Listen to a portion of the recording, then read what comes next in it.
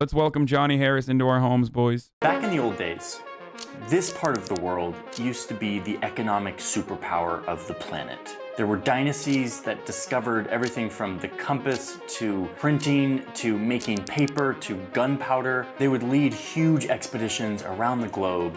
This was China, the Middle Kingdom, and right next door, India. This was the center of the global economic universe. But around the 1800s, that started changing. Over here in Europe and the United States, there was a major revolution that started taking place.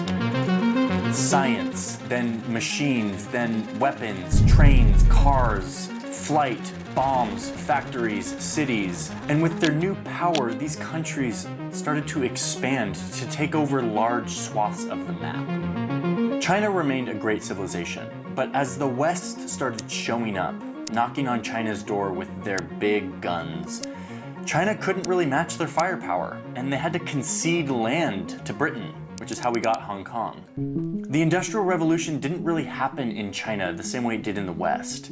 And by the middle of the 1800s, China began a massive decline in its economic standing in the world. A century later, that situation got way worse, as China was invaded by its neighbor, Japan. China's economy was no longer the prosperous Middle Kingdom, but rather a shadow of itself, a poor country that was being occupied by outsiders. Once World War II was over, the West devised a new global economic and financial system. It was modeled after the economic system that was working so well in the West. Capitalism, free enterprise, still with some government oversight and high taxes for the rich and corporations, but it was still capitalism. And after the war, this capitalism would go on to become a miracle for many countries, rebuilding Germany, France, Japan. For many in the West, post-World War II capitalism was like a magic elixir that was fixing everything. It was working so well that more and more people started to believe that we needed to get government out of capitalism and let the market just do its thing. One of the major advocates for this idea of unfettered capitalism was this guy. There has never in history been a more effective machine for eliminating poverty than the free enterprise system and the free market. A Chicago-based economist named Milton Friedman. If they fail, they bear the cost. If they succeed, they get the benefit. The idea at the core of this financial and economic system was that companies would get investment from people who own shares in that company, we call this a corporation, and that the sole purpose of this corporation was to make money for these owners or these shareholders. In Milton Friedman's own words, quote, "The social responsibility of a business is to increase profits. That is the role of a business. Increasing short-term gains for shareholders would benefit all of society, according to this model." And if you look at the data in the United States and the West, Milton Friedman sort of had a point.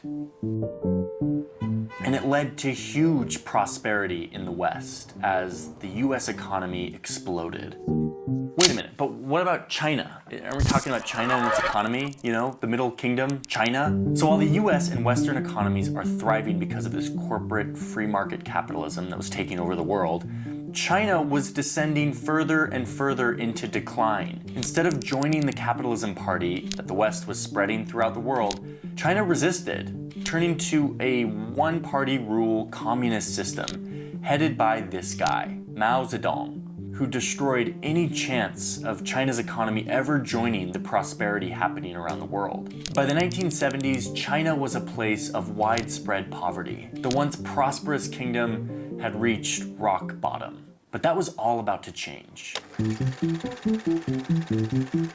So it's the 1970s, and this is China's new leader. So is Johnny welcoming Deng into his home, dude? Is he like a Dengist? Like what's Deng Xiaoping. He came into power hoping to turn around this 150 years of humiliation in China, the decline of China as a superpower. Elsewhere in the region, China's neighbors had economies that joined the global economic party that was happening in capitalism, and they were thriving. They saw immense economic miracles and pulled millions out of poverty. Deng specifically went on a visit to Singapore early on in his term. where ethnic Chinese had adopted the free market and they were thriving. He felt inspired. The Maoist economic doctrine that had failed was over, and it was time to see if China could rebuild its economy, experiment. I'll go back to the fucking CNBC interview when they're interviewing the Robinhood CEO. Okay, I will go back there.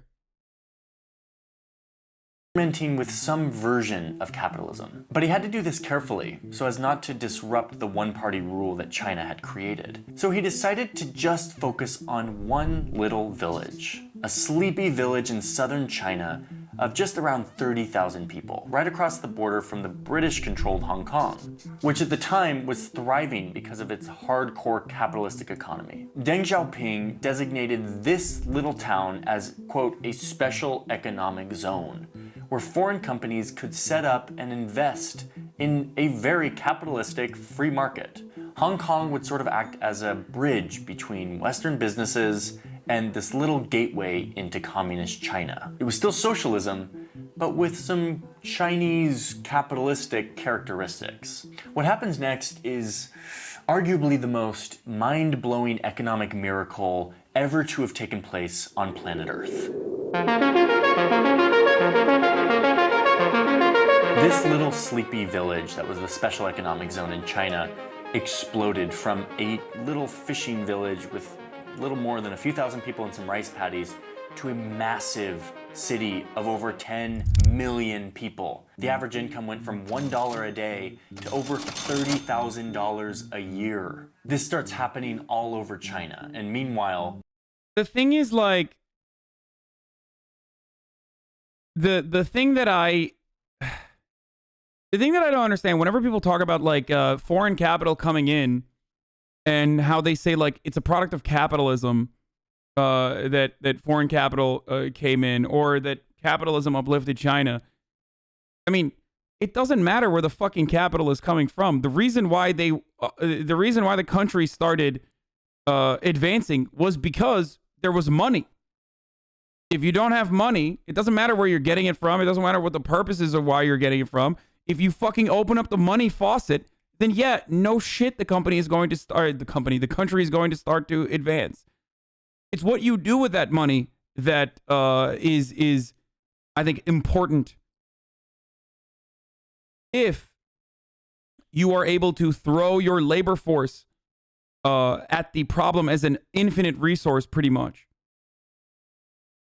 but then take the gains and distribute it evenly in comparison to how other countries that have more limited avenues of distribution as a consequence of IMF loans, then you're going to get China. You're going to get China's growth and prosperity. If you get money, but it's conditional aid, and that money is on the condition that you can only use it on other foreign companies that are coming into your country, and that condition is that you have to implement like rigorous austerity measures, then you're going to get literally every fucking country in the global south. So it's not necessarily capitalism that uplifts. It's not capitalism that uplifts the country. It's money and what you are allowed to do with that money. Since when was the Impossible Missions Force giving out loans? You're 100% correct. Problem is the CCP does not do anything of what you're talking about.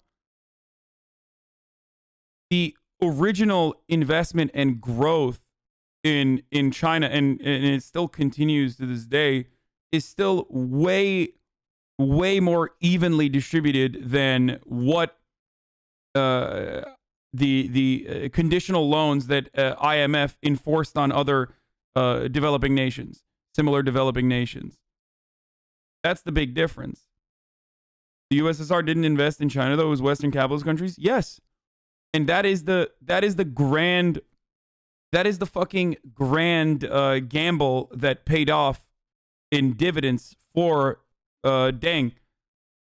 You clearly never visited. Everything I'm talking about in regards to Chinese improvement, everything I'm talking about in regards to improvement in mainland China or in China in general, revolves around where certain conditions were in comparison to where they're at now. I'm not comparing Chinese growth, or I'm not comparing where China is now in rural areas to like fucking Western Europe. Okay? That would be a silly comparison. I'm comparing where China was in rural areas, just like he did, like the fishing village that he's referencing here, turning from a fucking fishing village to a gigantic trade hub, is the perfect example, and is what I'm basing my opinion off of.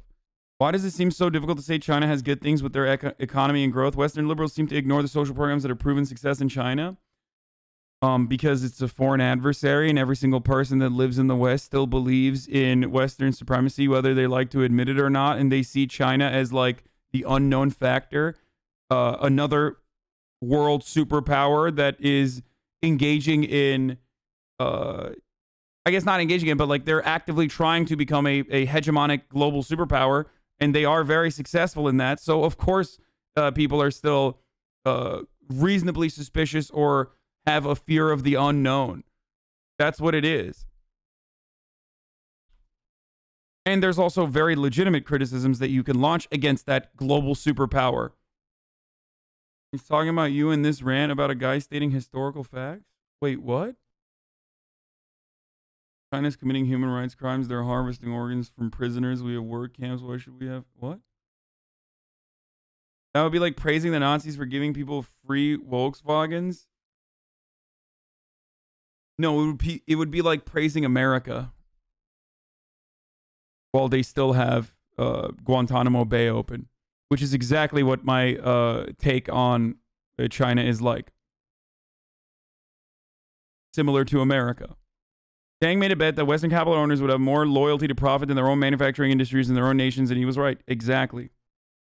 Controlled Hong Kong, which at the time was thriving because of its hardcore capitalistic economy. Deng Xiaoping designated this little town as, quote, a special economic zone, where foreign companies could set up and invest in a very capitalistic free market.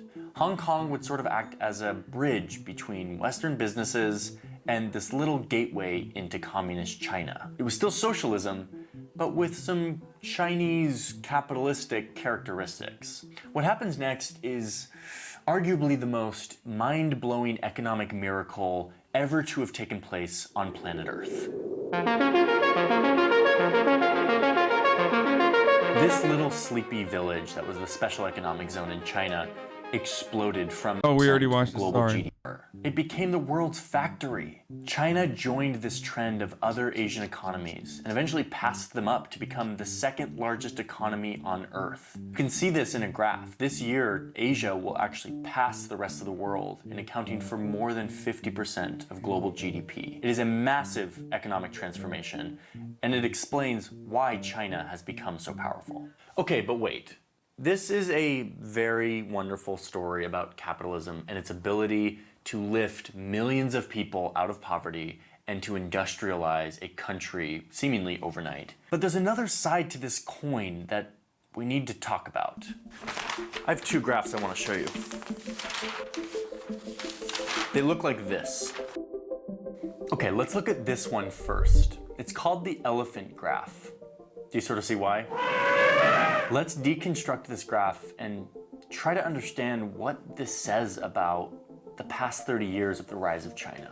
On this axis is everyone on Earth, ranked by their income, grouped into percentiles. So these people down here make an income that is the 10th percentile, the lowest 10% in the world, and then the 20th percentile, and so on, up to these people up here who are the richest in the world. They have an income that puts them in the 90th percentile. This axis here shows how much growth in income these people have had over the past 35 years.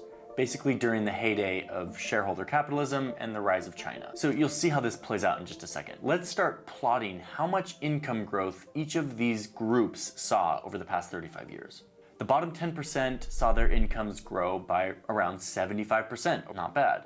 These are people who live in the poorest countries. who make the lowest income in the world. The 20 to 30 percentile saw huge growth in their income, 125% and more over the past 35 years. This is like the new middle class in China and other Asian countries who saw huge income growth due to globalization. They did really well under this system. But then you start to get to the people in the 50th and 60th and 70th and 80th percentile. This is basically people who live in the middle class in the West. Their incomes have grown much slower, sometimes under 50% over the course of 35 years, which is little over 1% a year. Not very much income growth. And some of these people in the West have seen their incomes shrink, like the blue-collar workers in Detroit and the Rust Belt whose jobs disappeared to China. So far you can sort of see why this makes sense. The people in China who benefited from this mass industrialization saw huge benefits. And the people here in the United States and in the West who saw jobs go overseas to China saw a way slower growth in their income. But watch what happens next when we get That was the dang bet that paid off. to the groups of people who are at the 99 percentile, basically the richest 1% in the world. And for this, I actually have to stretch out the graph to get us a little bit more granular. These are the people who have the highest incomes in the world. Let's see how their income has grown over the past 35 years. You can see that their income has exploded under this system. They're seeing tripling of their income in the past 35 years. Now, a reminder that this is 35 years of data from every economy on Earth. This shows everyone on the planet. So this gives us a view of who are the winners and the losers of this shareholder capitalism that has globalized to Asia and around the world. I wonder who are the winners and losers in that. The same dynamic plays itself out in every fucking facet of our lives, dude. The exact same dynamic. Everywhere.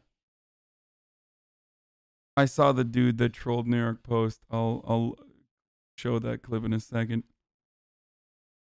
Our lives, your upper class. I want to fucking die, dude. It's just like there's no way. I will never win. I will never fucking win going forward. It's done. It's such a fucking easy fucking thing to say. Just like, dude, you're right, dude. You're right. Okay? I'm in the top 1% of the 1%. I'm going to be fucking fine. I'm just going to play video games going forward, okay? Fuck the poors. I'm putting all my money in a goddamn hedge fund, and I'm just riding the wave, baby. There's no reason to ever fucking talk about any sort of issue going forward, dude. No, dude, you fucking hit a hot streak, you get lucky, you work very hard, you get to a certain point, so that eliminates any fucking point that you've ever had, ever. Oh, thank you, Mom.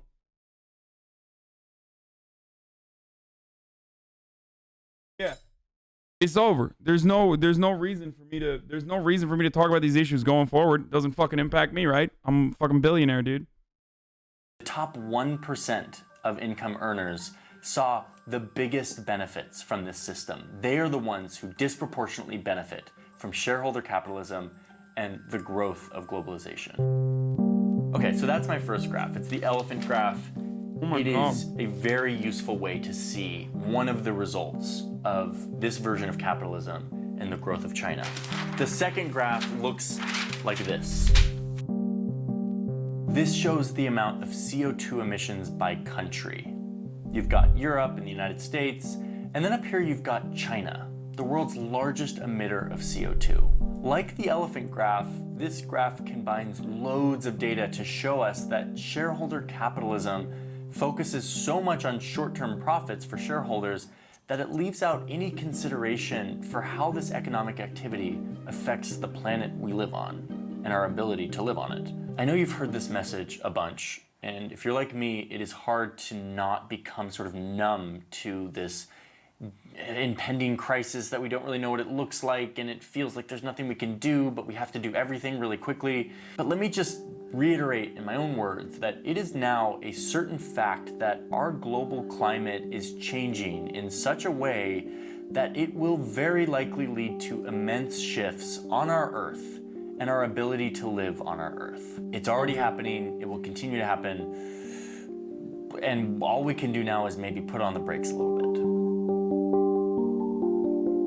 My mom made it. Okay, let me just wrap this up and give you my final thought on what this all means. I'm not showing you all these graphs because I'm just like a data nerd who loves to look at graphs, although I kind of am.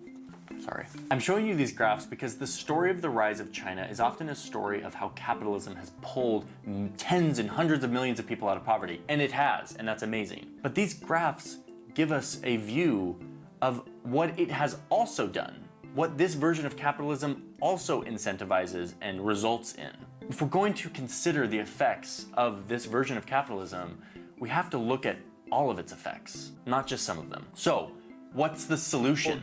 Is it socialism? No, it's not. It is simply a new version of capitalism, a reframing of how we think about business and globalization. One that old Milton Friedman would despise, and one that more and more businesses are actually realizing we must adopt. The solution isn't to scrap capitalism altogether, but instead to expand it.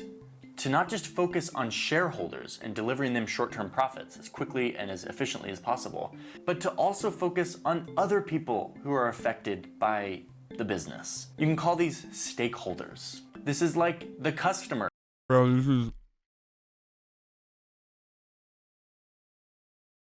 this is so stupid because this is exactly the fucking letter that CEOs wrote. Like last year. Was it last year? Do you guys know what I'm talking about? There was a CEO collective letter that was sent out talking about exactly this. We need to move away because, I mean, they were talking about this at Davos, and like billionaires and millionaires recognize that the pitchforks are out. Okay? They see what is going on around them. If you pay attention to the things that they talk about, they constantly talk about how economic inequality is a massive problem. And blah, blah, blah. All this shit is just a way to mitigate that while while still milking you dry as best as they can.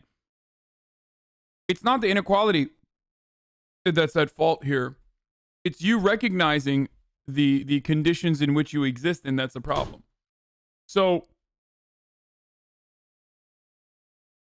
they're saying like they wrote a letter talking about how we're no longer going to put like the profits of our shareholders as the primary function under capitalist companies and whatever, but instead we're going to look at our stakeholders. Exactly the same words that he used as well in this video.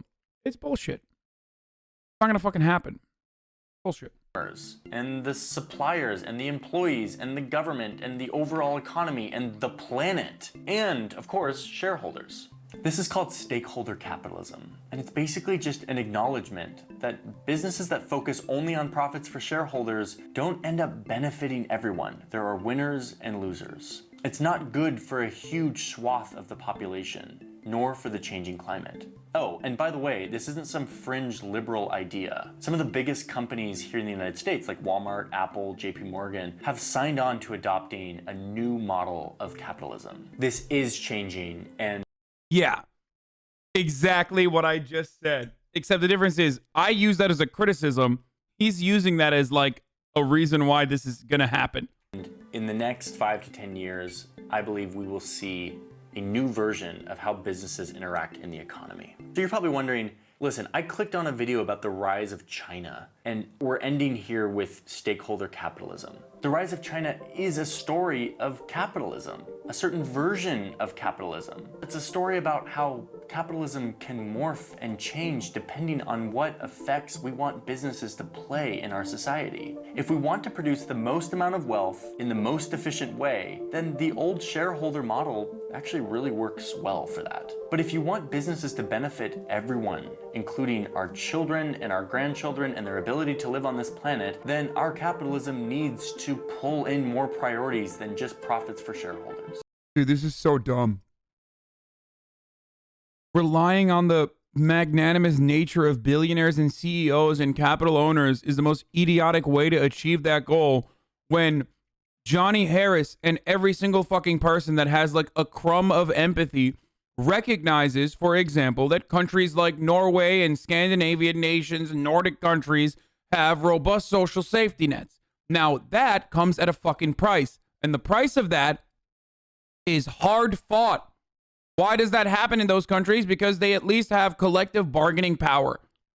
Okay? That's shit that people have fought for decades. Do you understand? So that didn't happen because Norwegian billionaires are just nicer than fucking American billionaires. We cannot rely on the kindness of billionaires and CEOs. There needs to be a corrective pressure being applied by those who stand to benefit from wealth redistribution. And the only way to achieve that is not by like literally reading a fucking dumbass letter that, you know, the Waltons wrote. The only way to achieve that is by organizing. It's so dumb. There's no way. Like, if these billionaires were so fucking kind, there would be no need for philanthropy. Okay? If they were so kind, there would be no profits. Or very little profits. If they were so kind, there would be no homeless people, because every fraction of wealth would be distributed appropriately already. It'd be given to the fucking government, or it would be given back to the workers. It would be distributed back to the workers who are generating that profit. So, no, I don't think that like the Waltons are legitimately on board with this stakeholder capitalism. It's no different than Walmart literally throwing up the black fist and saying Black Lives do matter while underpaying the shit out of their employers or out of their employees, and a large percentage of them being black, you know what I mean, and brown, or literally taking the fucking profits that those black and brown employees generate for them, and white employees and just poor people in general generate for them, and then funding the police departments in those very same neighborhoods. So miss me with this fucking Black Lives Matter shit from Walmart. Just like them saying this about stakeholder capitalism while still simultaneously beefing up, ALEC and all these like Republican initiatives or even Democratic initiatives that center around deregulation. Or why are you guys saying clip it and ship it? What did I say? Anyway, as I was saying, it's bullshit. Okay? It's bullshit. It's just lip service. And the only reason why they're doing this lip service is because it's not because of the wealth disparity. It's because you're aware of the wealth disparity and you're starting to get upset about it. What may be right for one stage in the development of an economy may not be right for another stage. The so-called greenhouse effect is created by carbon dioxide, a colorless, odorless gas. So I got to dig through a lot of data for this video, and I was able to partner with the World Economic Forum, which is a think tank that I respect. They actually pioneered this idea of stakeholder capitalism decades ago, well before Apple and Walmart realized that it was a good idea. The head of the World Economic Forum just launched a book called literally Stakeholder Capitalism. It's an in-depth look at not only the rise of Asia and China, but also other major trends that help us understand the need to upgrade our capitalism. The book is really good. It's packed with useful information and graphics. It's easy to read and to comprehend. I'm going to put a link in the description where you can learn more.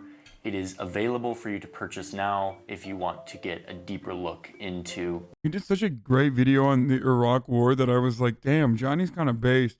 This is typical. I mean, this is typical like liberal suck them shit that well-intentioned social democrats advocate for, and it's still on the right side, I guess, but it's well-intentioned, but it's not going to happen in real life.